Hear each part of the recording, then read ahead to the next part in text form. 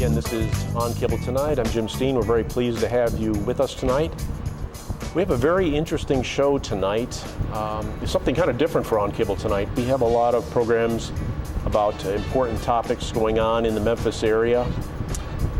And this one is quite different, but very important and very interesting. It has to do with the Israeli-Palestinian conflict, which obviously receives a lot of coverage, as would be warranted, as is warranted. And we have someone on here who has a lot of insight on that issue. And let me introduce my guest at this time. He is Miko Peled, and Miko is the author of The General's Son, Journey of an Israeli in Palestine. Miko, it's great to have you on Cable Tonight. Thank you. It's a pleasure to be here. Yeah, this is fantastic. Like I said, we cover a lot of important topics, I feel, in the Memphis area, promoting events for good cause and things like this. But this is a treat to get to cover some international affairs. So it's also a good cause. Oh, yeah. Yeah, and it's tremendous to be able to chat with you. And we also want to be talking about an event. We're going to be talking about an event coming up here tomorrow. We'll get into that, too. But I think we ought to start from the very beginning, or the basic level. Obviously, that's logical. So, Miko, go ahead and tell us, first of all, your, say, family's background, and then basically your background, and we'll go from there. Okay. Well, I'm an Israeli. I was born and raised in Israel, in Jerusalem. I come from a family that has been heavily involved in the creation of the State of Israel. My grandparents immigrated from Europe in the 20s. One of my grandfathers on my mother's side was a leader in the Zionist movement, the movement that created the State of Israel. He was also one of the signers of the Israeli Declaration of Independence, so he's a pretty prominent figure. My father was a general in the Israeli army. He had a long and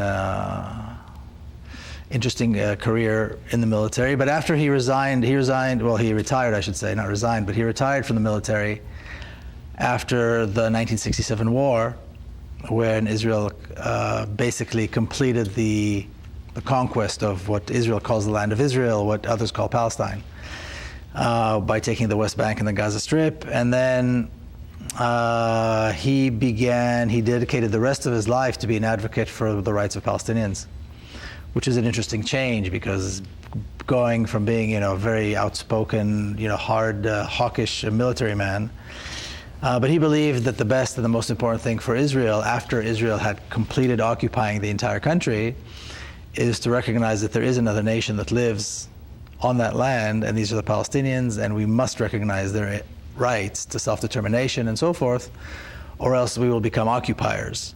And when you are an occupier, you have to face a resistance, and then you have to use all your resources to fight the resistance. And we all know that resistance cannot be defeated. And he was worried about that. He was talking about this as early as 1967. And he said, eventually, if we don't recognize the rights of Palestinians to at least part of this country, then we will end up being a binational state, not a Jewish state. He passed away in 1995, but everything he said in those back in those days in 1967 actually came true. There is a resistance. The Palestinian resistance hasn't stopped. We see it in all kinds of different forms. The latest, of course, is Hamas in Gaza, but there are other forms as well. And Israel is, in fact, no longer a Jewish state. It is a state that has two nations in it, Israelis and Palestinians, and right now Palestinians are actually a majority. So all these problems had occurred, and he kind of foresaw that. So that was very interesting. My own personal story began, I was raised with that background, so a very patriotic Israeli background. I served in the Israeli army and so forth. And then in 1997, my sister's little girl was killed in a suicide attack in Jerusalem. And the mid '90s, late '90s, there was a lot of violence going on. There were a lot of suicide attacks, and this was a very difficult time for everybody. And when this took place, of course, this was big news in Israel, understandably, but not just because there was a suicide attack, but also because one of the victims was the granddaughter of a famous general. So there was a lot of attention, not just nationally, but internationally as well. You know, I remember Bob Simon was there from, 60 Minutes. I mean, everybody was there for all different languages, all the news outlets to cover the story. And when my sister came out after the funeral, her daughter was 13. She was 13 when she was killed. She made a couple of statements that were really quite earth-shattering and, for me, life-changing. She said, because people always ask about retaliation and revenge and how do we get them back and how do we teach them a lesson and so forth. And then who's responsible and how do we find them? And my sister said, well, first of all, in terms of retaliation, she said, no real mother would want to see this happen to any other mother. No mother would want to see this kind of grief fall upon another mother. Don't talk to me about killing more people.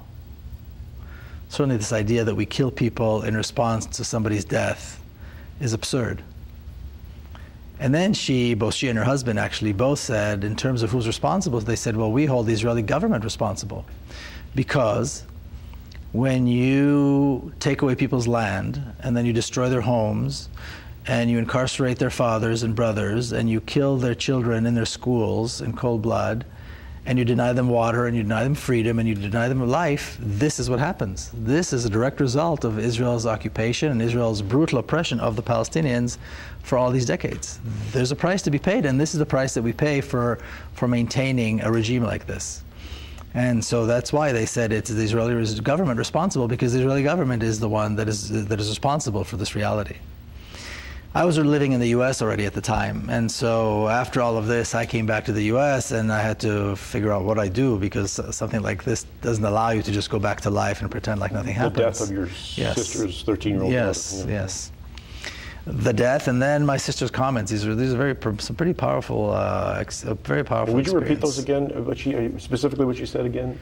That she just that. Well, she said, first of all, no real mother. She said no real mother would want to see this happen to any mother, and then she said the Israeli government is responsible. That's right. This is the price that we pay for maintaining this brutality. And basically, she had just lost a daughter. Yes, she had just buried her daughter. That kind of a statement, not to put her down at all. I don't mean that, but it's a pretty remarkable thing to say, because the first reaction is going to be, who do you get? Who do we go get now? Yeah. Well, her perspective was, we need to go. The Israeli government needs to do something. They need to change what they're doing, because this is what they've brought upon us, and this is what they're bringing upon the Palestinians. I mean, Israelis and Palestinians are victims of this reality. More so the Palestinians, of course, but. So anyway, I returned to the U.S. Excuse me. Now, I was born and raised in Jerusalem. I never met Palestinians because Jerusalem is a very segregated city. So even though it's called a united city, a unified city, it's not. It's very segregated. Israelis and Palestinians do not do anything together. Certainly they don't meet. So I went back to San Diego, which is where I live, and I found a Jewish-Palestinian discussion group, and I began to attend meetings. And this was the first time that I actually met Palestinians. And in fact, the chapter in the book that talks about this begins with the lines, my journey into Palestine began in San Diego. I was 39 years old. Mm-hmm. And this was also the first time, and this was something again that I realized a little bit later on, it was also the first time that I met Palestinians and we were equal. Because whether you're in Israel or the West Bank or any parts of the country where Israelis and Palestinians live, of course, even though they live in close proximity geographically, they're never equal, because there are different laws for Israelis and different laws for Palestinians. Now, you have Palestinians who have Israeli citizenship, you have Palestinians who don't have Israeli citizenship, you've got Israel has categorized Palestinians lots of different ways bureaucratically, and in terms of their ID and their citizenship and so forth. But regardless, there is no place in that country where Israelis and Palestinians are ever equal. Right. And here we were meeting, for the first time I was meeting with Palestinians. Yeah. There were no checkpoints, they didn't need a permit, there were no curfew. In other words, our status was exactly the same. And this allowed for some incredible possibilities, for incredible discussion, for incredible conversation. And then I began to hear about this whole other people that I didn't know really existed, even though they were my neighbors and they're the Palestinians. And I began this journey into this whole other country that I never knew, even though I was born and raised there, which is Palestine. Mm-hmm. So that was kind of the, my path. Now, Miko, let's see. Oh, first of all, I want to drop this in various times during the show here. Let's get that event in right now, because we want to promote that. And we have a lot more to talk about. Yeah. But folks, I want to get this event in. I want to be sure to mention this at several points along the way here. It's an event that's coming up tomorrow, That'll be Thursday evening. Tomorrow, very shortly. Tomorrow, Thursday evening, well, I say late afternoon, it'll start at 5:45 in the afternoon till 7:45 p.m. It's at GPAC, Germantown Performing Arts Center, and it's called Making Sense of the Israeli-Palestinian Conflict. Once again, that event is tomorrow, Thursday, 5:45 p.m., 7:45 p.m., Making Sense of the Israeli-Palestinian Conflict. That sounds like it would be very interesting.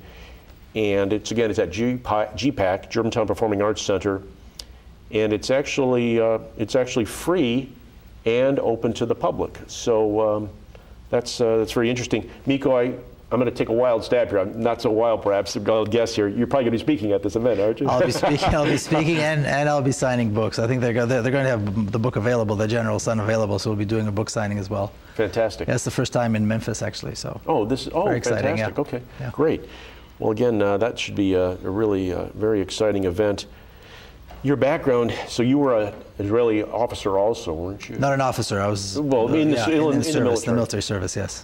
Now, talk about, if you would, was there any time during that period? Is that when your mind started to turn, or was it first when your sister made that statement at her daughter's funeral, right? You were in the military at the time of her death? No. Had you not yet entered, or you were out of it? I was already out. I was in the military in 1980 to 83. It's a 3-year mandatory service. Yeah. But what, when you go through a process of kind of an awakening, it takes different stages throughout life. It's never just one thing. I mentioned in the book, I've got a chapter dedicated to it. It's called The Red Beret. It's, my military service. The Red Beret in the Israeli military is like the special forces. It's like the big deal, It's What's something the name that you earn.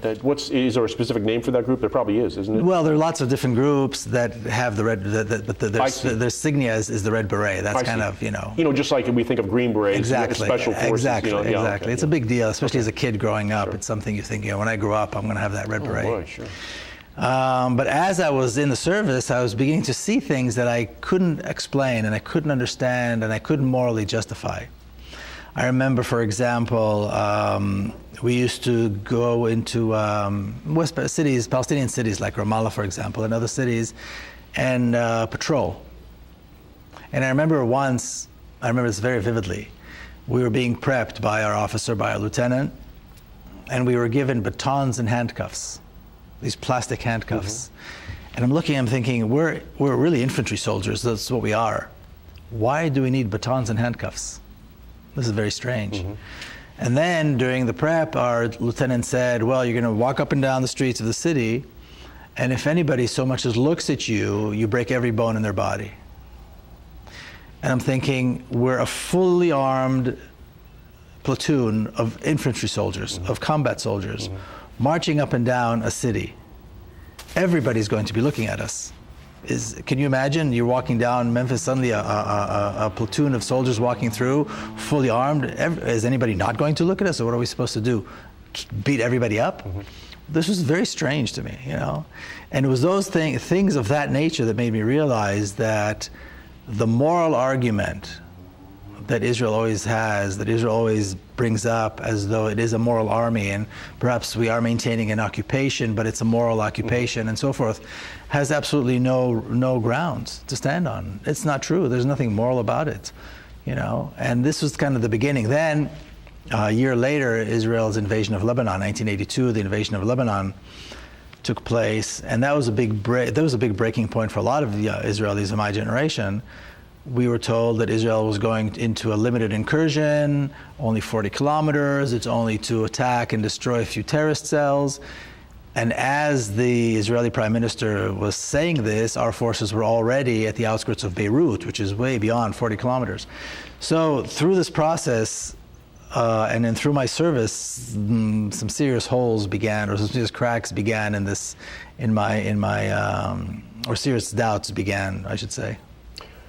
So obviously there are strong opinions on either side of this conflict, clearly, and even within Israel, as people that keep up with the issues, they would know that there are quite a few Israelis who actually are not nearly as hawkish as people would think that they are, and you would put yourself probably in that category in terms of, right, no longer traditionally being an Israeli hawk, so to speak, right? Wouldn't you say that?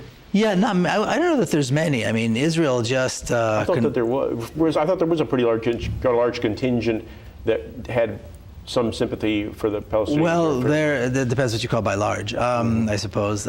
We just noticed, this summer that just passed, Israel conducted a massive assault on Gaza. Israel basically murdered over 2,000 innocent civilians in Gaza in cold blood live on TV. The Israeli government, the Israeli Prime Minister Netanyahu had the highest approval rating in the history, I think, of Israel. Something like 90% approval rating. In the cabinet, in the Knesset, in the Israeli parliament, he had a complete approval. There was no dissent. In the press, he had complete approval. So there isn't that really not a serious segment of Israeli society that opposes this, because everybody was supporting this. In fact, it was happening.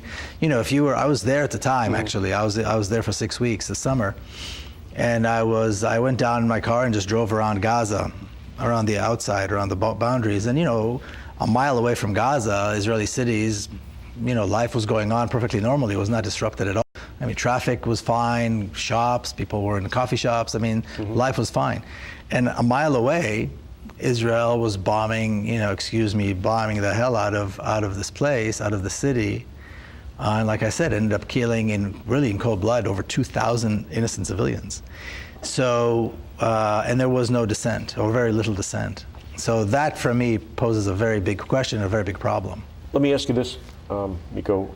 Now, of course, at least what we're led to believe, in the West, out here, I say the West, the U.S., let's say, just pick a country. But anyway, is that, and I think it's valid, is that a lot of Palestinians really would like, basically, isn't it accurate to say that they would like basically Jews gone from the region? Isn't that a pretty strong feeling among a lot of Palestinians?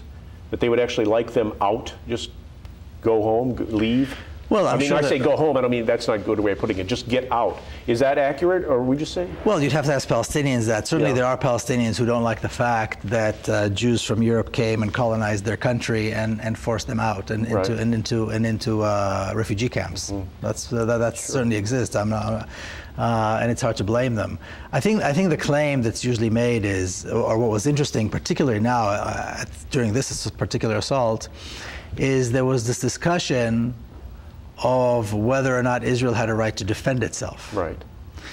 Which is very interesting, because they were talking about particularly the rockets that were being shot out of Gaza into Israel. Now, these rockets are very rudimentary bits of arms. These are not sophisticated arms, okay? Israel's got one of the largest armies in the world, if not in the Middle East, certainly. Now, there's never been a tank in Gaza. There's never been a warplane. There's never been a regular army. In fact, Palestinians have never had an army. Right. So what is this exactly that Israel needs to be defending itself from? There has never been a threat out of Gaza. There's never been a military threat. People talk about Hamas as though it is the devil, but Hamas is a resistance organization that was created in response to the Israeli occupation of Palestinian land and to the brutality with which Israel deals with the Palestinians. If it wasn't for this brutality, if it wasn't for the oppression, if it wasn't for the racist laws, if it wasn't for the fact that Palestinians have to live in refugee camps, largely because of Israel, there would not be a resistance, there would not be a Hamas. The resistance is always in response to the oppression, not the other way around. So as we were seeing this on TV in Israel, in Europe, here in the U.S., nothing was made secret. We know exactly how many children were killed, how many women and men, how many homes were destroyed, how many mosques and hospitals and so forth. It was basically live on TV, and nobody thought to say, why are they killing so many people? And my question is, and the thing that puzzles me the most is, how is it that we value life of Palestinians so low? How is it that we don't care when Palestinian lives are being killed in front of our very eyes? And here in the U.S., we support this, and $3 billion a year goes to Israel. So it's not like we're neutral. Miko, let me ask you this. Let's see. Now, I know the demographics are not favoring the Jews in Israel at this point, right? In terms of birth rates and this and that. Right. So Palestinians in the state of Israel Are they already? You said they're already a majority. Well, the state of Israel really governs the entire country. There is this, myth as though there is a Palestine in the West Bank and Gaza, but really Israel controls the entire country. Right, because there's not a Palestinian state, which a lot of them would like. Yeah. But what I'm saying is, so yeah, there is a Palestinian majority over the entire country. And the Palestinians, yes. I'm gonna miss on this a lot if I get it wrong here. They are not. They do not vote though in the elections, do they? The vast majority do not. No. Because the vast majority if have you no are rights. considered to be, how do they differentiate that? Do you have to prove that you are of Jewish background, maybe not religiously, but at least ethnically, to vote? How do they decide who gets to vote, who doesn't? It's such a convoluted They're and not even complicated considered bureaucracy. citizens then? They're not really citizens then, are they? There is a small number of Palestinians who are actually citizens of the state of Israel. Okay. And then they can vote. They can vote. Right. Then you have the Palestinians who live in the city of Jerusalem that have, even though they've been there for generations, of course, they're Palestinians, they have a limited form of, it's called basically like an alien residence, right. As though they're alien residents, so they're not full citizens. Can they vote? No. Okay. And then you have the Palestinians who live in the West Bank and Gaza who live under a military law, and they have no rights at all. They don't vote for anything. They have no rights at all. Now, within Israel, Israel has laws that govern the lives of the Palestinians who are Israeli citizens that discriminate specifically against them in a whole host of different ways. And there are dozens of laws in the Israeli law books that specifically discriminate against the Israeli citizens who are non-Jews. Now, let me ask you, are they...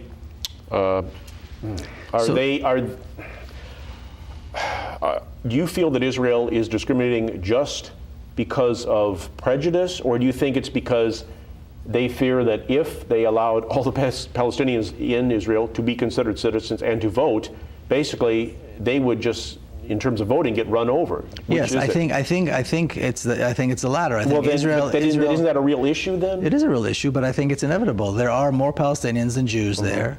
And that's the reality, but that does not justify racist laws and an apartheid regime. We've seen this in the U.S. We've seen this in South Africa. Just because certain parts of the population don't like other parts of the population, that does not give them the right to discriminate against them and to deny them basic human rights and civil rights. The reality is that today 12 million people live in the entire country. 5.9 million are Israeli Jews. The rest are Palestinians. About how many Palestinians? Well, 5.9 million are Israeli Jews. Right. The rest are Palestinians. I mean, about how many Palestinians are we talking about? 7, 8? 6.1 million. Okay, it's very close then. So, yes, very close. There are 12 million people altogether. It's very close then. So it's very close. Now, Palestinians have more children than Israelis do. So we know for a fact that there will be a Palestinian majority, say, by 2020. But that is the reality, and I don't know why that is a problem. The idea of having a Jewish state in an Arab country, which is what Israel is, really Palestine is. I mean, it's an Arab country. There's an Arab majority. The Jewish community, or the Jews that live in Israel, the Israeli Jews, we are the children of colonizers and settlers. It's not like we were there for 1,000 years. Our grandparents came in the last less than 100 years. So we are like the whites in South Africa in many ways. We're the children of colonizers and settlers, but the reality is that we cannot have a state for only Jews in a country where the majority is not Jewish. We have to have a democracy that affords the same rights to everyone. This is interesting. We could easily make this an hour show, but we're getting very close, so I need to keep dropping in some things here, Miko. We want to mention once again, this is Miko Peled, and he is the author of The General's Son, Journey of an Israeli in Palestine. And we want to be sure to mention this event again. That's coming up tomorrow. And that's your cover, isn't it? Right there, Miko? That's the book. Yeah. That's right. And then we want to mention again this event coming up at Germantown Performing Arts Center at GPAC. It's tomorrow from 5:45 in the afternoon till 7:45 p.m. That's the scheduled times. Those are the scheduled times. And the event is titled Making Sense of the Israeli-Palestinian Conflict. And Miko's going to be talking there. Catching some of this here, you can see how interesting this is going to be. Miko, you have to, your stances are very interesting, and you have to receive some heat, I'm sure, from, say, a lot of American Jewish backers of Israel? Do you receive a lot of heat from them? I can't say that I receive a lot of heat. I mean, from time to time, people who disagree will come to my lectures and ask a few, maybe questions that try to be difficult or try to be argumentative. But I don't think there's any problem with that. I don't have a problem with a conversation. I don't have a problem with people disagreeing and raising good questions. I see that pin that you have there. Is that what is considered the Palestinian flag? It is the Palestinian colors, yes. It is the colors. It's kind of it's a solidarity pin, really. Yeah. I tell you, it's hard to see it there from that distance. But okay. In the peace sign. Is it? Oh, yeah. Oh, I don't see. Oh, in other words, not the traditional. It's not a flag. It's a hand with doing this. Oh, I get it. Yeah. That's okay. Yeah. Well, I was just thinking because it's quite contrary your opinions to what a lot of people would say, and not only a lot of Jewish Americans, a lot of Americans in general are big supporters of Israel. And most of them, when they speak like that, they're not just saying in some vague sense, they're saying the traditional view, Israel being strong, right? Israel exerting its will, and so forth. Yes, that's true. That's how it is. But I think this is a result of two things. It's a result of either people being misinformed and thinking that what is going on in Israel is actually something good and positive and democratic, or it's a result of people who know what is happening there and support it. And we know that there were people in this country who supported apartheid in South Africa. We certainly know that there are people in this country who supported Jim Crow and didn't want to see that go away in this country. And there are people who think that Jews deserve more rights than Palestinians for some reason. So I mean, racism is not over here or there or in many other countries. But that's why we have the conversation. That's why we need to have this debate. That's why we need to have all these views available and out there. And that's why people should, read my book and other books and, come to lectures and remember that we're paying a lot of money. America is paying $3 billion a year in foreign aid to a country that doesn't need foreign aid because it's a fully developed, fully strong country. So we need to ask these questions because this $3 billion a year could perhaps go to something else. And a lot of people do have an issue with that. Exactly. We hear about that from time to time. Yeah. Once again, this is Miko Peled. He is the author of The General's Son, Journey of an Israeli in Palestine. There's the front cover of the book. Yep. And we want to mention this event. It should be extremely interesting. If you want to check it out tomorrow, it is from 5:45 to 7:45 p.m. tomorrow, Thursday, at GPAC, Germantown Performing Arts Center. It's free and open to the public, and it's called Making Sense of the Israeli-Palestinian Conflict. Miko will be speaking there, and like I said, if you've gotten to catch any part of this, I think you'd be very interested to take that in and hear his take on these things. Miko, we're just about out of time. Anything you want to drop in here? Just about out of time. Anything? Yeah, I think this is an important conversation to have. Like I said before, I think people need to become more informed. Americans are not neutral in this issue. Americans are clearly supporting one side here. And mainly Israel. And Israel. America is supporting Israel to the amount of over $3 billion a year, and that's just a foreign aid package. There's other money that goes there, and arms that are being sold. And when these bombs fall on Palestinians, they see that says "Made in America." So it's an important conversation to have in America, especially since we are invested in this, and we're invested into one side. We need to know if this is the right thing.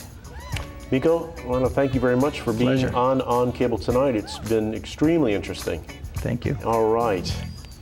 And once again, this is On Cable Tonight. I'm Jim Steen. Hope that you have a great evening.